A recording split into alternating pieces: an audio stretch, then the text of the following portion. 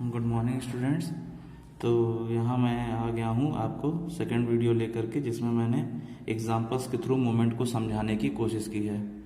तो यहाँ पर हम समझते हैं, जैसे हमारे पास एक एग्जांपल दिया गया है कि कोई यहाँ पर धरन है, धरन या बीम, इंग्लिश में इसे बीम कहते हैं, हिंदी में धरन कहते हैं। और इस प्रकार की जो बीम है इसे हम कैंटिलीवर धरन कहते हैं, जिसमें एक एंड फिक्स होता है या एक सिरा फिक्स होता है या स्थिर होता है, हिंदी में आबद्ध भी कहते हैं, और दूसरा सिरा फ्री होता है या मुक्त होता है, और जिस पर आपका बल कार्य करते हैं। तो यहाँ पर ये कैंटिलीवर धरन है या कैंटिलीवर बीम है, जिसका एक सिरा बद्ध है या फिक्स्ड है और दूसरा एंड पे फोर्स लग रहे हैं। फोर्स कौन कौन से लग रहे हैं? 20 न्यूटन का, 10 न्यूटन का और 50 न्यूटन का। तो अब हम देखेंगे इन फोर्सेस के कारण ए पॉइंट के अबाउट या ए पॉइंट के परितः आघूर्ण का मान क्या होगा, एम ए। तो हम लोग सॉल्व करना शुरू करते हैं। पहले एम ए, तो मैंने पहले बताया था कि मोमेंट बराबर क्या होता है, फोर्स इनटू डिस्टेंस। तो फोर्स लेंगे और उसका डिस्टेंस लेंगे। डिस्टेंस कैसा होना चाहिए? परपेंडिकुलर होना चाहिए या लंबवत होना चाहिए। मतलब अगर फोर्स वर्टिकल में है तो डिस्टेंस हॉरिजेंटल लेंगे, अगर फोर्स हॉरिजेंटल है तो डिस्टेंस वर्टिकल लेंगे। तो यहाँ पर हम सबसे पहले स्टार्ट करते हैं कि पहला फोर्स कौन सा लग रहा है, 20 न्यूटन का। तो ये फोर्स कैसे लग रहा है? वर्टिकल में लग रहा है। तो डिस्टेंस कैसी लेंगे? हॉरिजॉन्टल लेंगे। अब ये डिस्टेंस कहाँ तक लेंगे? तो फोर्स जिस पॉइंट पर लग रहा है वहां से ले करके जिस पॉइंट के अबाउट मोमेंट निकालना है वहां तक की दूरी लेते हैं, या फिर जो फिक्स्ड पॉइंट है या बद्ध सिरा है या आबद्ध सिरा है वहां तक की दूरी लेते हैं, और जो एम के साथ पॉइंट लिखा रहता है वहां तक दूरी लेते हैं। तो यहाँ पर 20 न्यूटन का फोर्स लग रहा है बी पॉइंट पर, और एम के साथ कौन सा पॉइंट है? ए पॉइंट है। तो यानी बी पॉइंट की दूरी कहाँ तक लेनी है? ए पॉइंट तक लेनी है। फोर्स लग रहा है वर्टिकल, तो डिस्टेंस कैसी लेंगे? हॉरिजेंटल। तो यानी कि फोर्स हो गया 20 और डिस्टेंस हो गया 4, 20 इंटू 4। अब इसके बाद इसका घूमना देखेंगे। तो ये देखिए, मान लीजिए कोई बीम है जिसका एक सिरा बद्ध है और दूसरे पे 20 न्यूटन का ये फोर्स लग रहा है, और ये कैसे घूम रहा है? घड़ी की सुई की दिशा में। तो इसलिए जब घड़ी की सुई की दिशा में घूम रहा है तो इसे हम क्लॉकवाइज कहते हैं, और क्लॉकवाइज को हमेशा हम कैसे लेते हैं? पॉजिटिव लेते हैं, प्लस में लेते हैं। अब बात आती है अगले फोर्स की। अगला फोर्स कितना लग रहा है? 10 न्यूटन का। ये 10 न्यूटन का फोर्स कैसे लग रहा है? हॉरिजेंटल लग रहा है। डिस्टेंस कैसी लेनी है? वर्टिकल लेनी है। कहाँ तक लेनी है? ए पॉइंट तक। अब यहाँ पर दिख रहा है कि कोई भी वर्टिकल डिस्टेंस नहीं है, ठीक है। तो इसका मतलब कि डिस्टेंस कितना हो जाएगा? 0 हो जाएगा, क्योंकि वर्टिकल डिस्टेंस नहीं है। तो इसका मतलब इसका जो वैल्यू हो जाएगा कितना हो जाएगा? 10 इंटू 0। इसको चाहे प्लस में लिखिए चाहे माइनस में, कोई फर्क नहीं पड़ता है। इसका मतलब 10 न्यूटन का जो फोर्स है वो आपका मोमेंट नहीं प्रोड्यूस करता है, ठीक है। इसको ऐसे भी समझ सकते हैं, जैसे ये बीम है। अब बीम का अगर ये पॉइंट फिक्स है, इधर से अगर आप 10 न्यूटन का ये जैसे मान ली फिक्स पॉइंट है, इधर से आप 10 न्यूटन का फोर्स लगाते हैं तो इस फोर्स की वजह से ये कंप्रेस होगी, ये दबेगी, लेकिन ये कहीं भी घूमेगी नहीं। इसलिए ये 10 न्यूटन का जो फोर्स है वो मोमेंट प्रोड्यूस नहीं करता है। इसलिए हम इसको लिखें या ना लिखें कोई फर्क नहीं पड़ता। अगर लिखेंगे तो उसका डिस्टेंस 0 हो रहा है, क्योंकि ये यहाँ पर मोमेंट नहीं प्रोड्यूस करेगा, ये बॉडी को कंप्रेस करने की कोशिश करेगा। अब बात आती है अगले फोर्स की, 50 न्यूटन का फोर्स। अब 50 न्यूटन का फोर्स कैसे घुमा रहा है? एंटी क्लॉकवाइज घुमा रहा है। 50 न्यूटन का फोर्स एंटी क्लॉकवाइज घुमा रहा है, तो माइनस में लेंगे 50। अब बात आती है इसकी डिस्टेंस कहाँ तक लेंगे? तो जिस पॉइंट पर लग रहा है वहां से लेकर के जो फिक्स पॉइंट है, जो हमने एम के साथ पॉइंट माना है, वहां तक लेंगे। तो 50 न्यूटन का फोर्स वर्टिकल लग रहा है, डिस्टेंस हॉरिजॉन्टल ए तक लेंगे। कितना मिल गया? 4 मीटर। तो यहाँ इस तरह से एम ए की वैल्यू हम कैलकुलेट कर लेंगे, जितना भी आएगा, ठीक है। तो इसको हम लोग देख लेंगे कैलकुलेटर से। फिर हम उसके बाद बात करेंगे एम बी। तो एम बी में अब पॉइंट कौन सा फिक्स हो जाएगा? बी पॉइंट फिक्स हो जाएगा। अब जब ये बी पॉइंट फिक्स हो गया, बाकी सारे पॉइंट फ्री हो गए। अब जब ये बी पॉइंट फिक्स है, अब इस पे चाहे जितने भी फोर्स लगाओ, ये फिक्स पॉइंट है तो ये कहीं भी नहीं घूमेगा, आप चाहे जैसे फोर्स लगाएं। तो यानी बी पॉइंट पर जो भी फोर्स लग रहे हैं उन सबका मोमेंट इस फिक्स पॉइंट पे कितना हो जाएगा? 0 हो जाएगा। और कोई फोर्स लग नहीं रहे पूरे बीम में, तो वो सारे मोमेंट क्या होंगे? 0 होंगे। अब इसी तरह से एक और हमने एग्जांपल लिया है, अगर फोर्सेस इंक्लाइंड लगते हैं किसी बीम पर तो उसे हम कैसे सॉल्व करते हैं।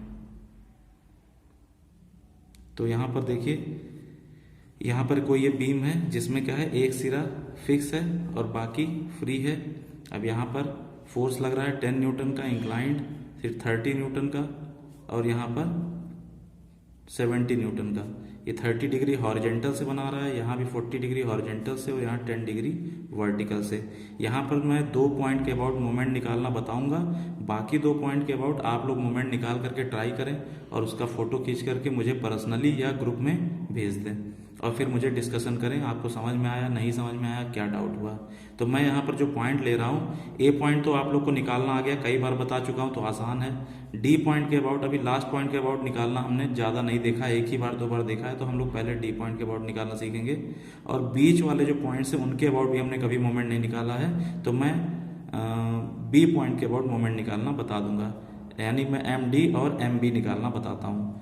तो पहले स्टार्ट करते हैं, पहले एम डी की बात करते हैं। अब यहाँ पर जब एम डी निकाल रहे हैं, एम डी जब निकाल रहे हैं तो कौन सा पॉइंट फिक्स है, डी पॉइंट फिक्स है। अब जब डी पॉइंट फिक्स है तो इसको हमने फिक्स कर दिया। अब जब फिक्स पॉइंट है तो इस पर फोर्स लगाएंगे तो कोई मोमेंट आ रहा है, नहीं आ रहा है, तो यानी कि इस 70 न्यूटन वाले फोर्स का मोमेंट कितना हो जाएगा, 0 हो जाएगा। अब बात करते हैं 30 न्यूटन का। तो यहाँ पे 30 न्यूटन का जो फोर्स है, हमने सीखा है अगर कोई इंक्लाइंड फोर्स है तो उसे हम किसमें, हॉरिजेंटल और वर्टिकल में ब्रेक कर देते हैं। तो हमने इसको हॉरिजेंटल में ब्रेक किया और वर्टिकल में ब्रेक कर लिया। तो यहाँ पे जिससे एंगल बनाता है वो क्या होता है, cos 30 cos 40, और जो दूसरा होता है क्या होता है, 30 sin 40। पहले फोर्स लिखते हैं न्यूटन वाला, फिर एंगल लिखते हैं 40 डिग्री वाला। अब यहाँ पर 2 फोर्स हो गए, इसी तरह से हम इसको ब्रेक कर लेंगे। तो यहाँ पर हॉरिजेंटल जिससे एंगल बना रहा है वो क्या हो जाएगा, 10 cos 30, और दूसरा क्या हो जाएगा, 10 sin 30। अब यहाँ पर देखते हैं सारे फोर्स कैसे घुमा रहे हैं। अब यहाँ पर फिक्स कौन सा पॉइंट है, हम एम डी निकाल रहे हैं, एम डी। तो यानी कि कौन सा पॉइंट फिक्स है, डी पॉइंट फिक्स है, डी पॉइंट ये फिक्स है। अब इसके बाद यहाँ पर फोर्स लग रहा है 30 sin 40 का और यहाँ पर 30 cos 40 का, डी पॉइंट फिक्स है। यहाँ 30 cos 40 लग रहा है और यहाँ पे 30 sin 40 लग रहा है। अब यहाँ पर मैंने बताया अगर पॉइंट फिक्स है 30 cos 40, क्या करेगा, इसको और लंबा करने की कोशिश करेगा, लेकिन इसमें कोई मोमेंट प्रोड्यूस नहीं करेगा, इसको घुमाएगा नहीं, इसलिए 30 cos 40 वाले का मोमेंट क्या हो जाएगा, 0 हो जाएगा। अब बात आती है 30 sin 40। तो 30 sin 40 जब हम लगा रहे हैं तो ये कैसे घूम रहा है, एंटी क्लॉकवाइज। घड़ी की सुई तो ऐसे चलती है, लेकिन ये कैसे घूम रहा है, एंटी क्लॉकवाइज, ऐसे घूम रहा है। तो यानी किस में लेंगे हम, माइनस में लेंगे। अब फोर्स लिख देंगे 30 sin 40। अब इसका डिस्टेंस, तो डिस्टेंस की बात आती है तो डिस्टेंस किस पॉइंट तक लेंगे, जो पॉइंट यहाँ पर लिखा हुआ है एम के साथ, एम के साथ कौन सा लिखा है, डी पॉइंट। तो डिस्टेंस कहाँ तक लेंगे, डी पॉइंट तक लेंगे। अब यहाँ 30 sin 40 यहाँ लग रहा है और इसकी डिस्टेंस लेनी है डी पॉइंट तक। तो 30 sin 40 है, ये है इस तरह से, ठीक है। अब इसकी डिस्टेंस डी तक कितना है, 5 मीटर, ये डी पॉइंट तक, डी पॉइंट तक कितना है, 5 मीटर। 30 sin 40 यहाँ पर लग रहा है, यहाँ की डिस्टेंस डी पॉइंट तक कितना है, 5 मीटर। डी तक ही क्यों लिया, क्योंकि एम के साथ यहाँ पर पॉइंट लिखा हुआ है या फिक्स पॉइंट है, हमें डिस्टेंस हमेशा फिक्स पॉइंट तक लेनी है। अब उसके बाद अगला आ जाता है फिर 10 cos 30। अब 10 cos 30 कैसे लगा रहा है, इस तरह से लगा रहा है। तो यानी क्या करेगा, इसको कंप्रेस करने की कोशिश करेगा, इस तरह से अगर लगाएंगे तो ये वाला क्या हो जाएगा आपका, 0 हो जाएगा इसका मोमेंट, क्योंकि ये घुमाएगा नहीं, ये सिर्फ कंप्रेस करेगा। लेकिन अगर हम यही बात करें 10 sin 30 की, तो ये कैसे घुमा रहा है, एंटी क्लॉकवाइज घुमा रहा है। तो एंटी क्लॉकवाइज घुमा रहा है तो -10 sin 30। इसकी डिस्टेंस कहाँ तक लेंगे, इसकी डिस्टेंस कहाँ तक लेंगे, जो यहाँ पॉइंट लिखा है, सारे फोर्स की डिस्टेंस वहाँ तक लेंगे जो हम मोमेंट जिस पॉइंट पर निकाल रहे हैं। तो 10 sin 30 यहाँ पर लग रहा है, इसका डिस्टेंस हम कहाँ तक लेंगे, डी पॉइंट तक, क्योंकि डी पॉइंट हमारे यहाँ पर फिक्स है। तो यहाँ पर हमने लिया 10 sin 30 और यहाँ से लिया डी तक डिस्टेंस। तो 10 sin 30, तो यहाँ से यहाँ तक 1 मीटर, ये 1 मीटर और फिर ये बचा हुआ 5 मीटर। तो टोटल कितना हुआ यहाँ से डी पॉइंट तक, 6 मीटर, तो यानी कि 6 हो जाएगा। तो बाकी और कोई फोर्स है नहीं, इसको हम कैलकुलेट कर लेंगे। अब इसी तरह हम देखते हैं बी पॉइंट के अबाउट मोमेंट निकालना। तो बी पॉइंट के अबाउट अब कौन सा पॉइंट फिक्स हो गया, बी पॉइंट फिक्स हो गया, या फिर एम ई निकालते हैं, ई से थोड़ा आपको और क्लियर होगा। एम ई में कौन सा पॉइंट फिक्स हो गया, ई पॉइंट फिक्स हो गया। अब यहाँ पर ई पॉइंट फिक्स है। अब ई पॉइंट फिक्स है तो यहाँ पर 2 फोर्स हैं, एक तो ये 10 cos 30, ये तो घुमाएगा नहीं। अगर हम इसको लगाएंगे ऐसे तो ये तो घुमाएगा नहीं, ये तो सिर्फ इसको कंप्रेस करेगा। लेकिन यहाँ पर अगर बात करें 10 sin 30 के, तो ये कैसे घुमाएगा, ये फोर्स लगाएंगे तो ये कैसे घुमाएगा, एंटी क्लॉकवाइज घुमाएगा। तो यानी कि माइनस का हो गया 10 sin 30। डिस्टेंस कहाँ तक लेंगे, ये 10 sin 30 इसकी डिस्टेंस कहाँ तक लेंगे, जो यहाँ पर हमारे पास पॉइंट लिखा है m के साथ, m के साथ क्या लिखा है, e लिखा है, तो डिस्टेंस कहाँ तक लेंगे, अब e तक लेंगे।